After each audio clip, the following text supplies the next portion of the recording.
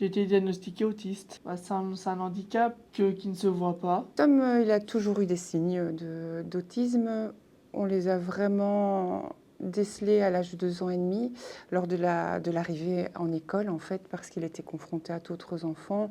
Beaucoup de bruit et beaucoup de stimulation. Il a été vu à ce moment-là par énormément de professionnels de la santé. C'était un peu un parcours étape par étape. On voyait un thérapeute puis un autre qui nous dirigeait vers un autre thérapeute jusqu'à ce qu'on arrive vraiment chez le neuropédiatre et au SUSA. Là, j'ai eu mon premier mot, spectre de l'autisme. Il m'avait fait comme un coup de massue, un coup d'enclume. Moi, je voulais pas être comme ça. Moi, je savais pas que ça allait être arrivé comme ça. Quand on prend contact et qu'on vous donne le délai du premier rendez-vous, on a l'impression que c'est pas possible et que qu'est-ce qu'on va faire pendant ce temps-là? On est perdu en fait et on a juste envie d'avoir des réponses à des questions.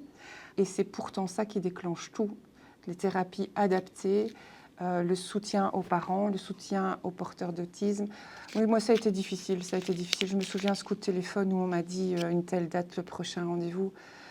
Je me suis dit, mais pourtant j'habite en Belgique, quoi. Enfin, ça a été difficile et j'avais besoin de réponses. On avait besoin de réponses. Parce qu'on le sentait, en plus, dans cette période, très en souffrance.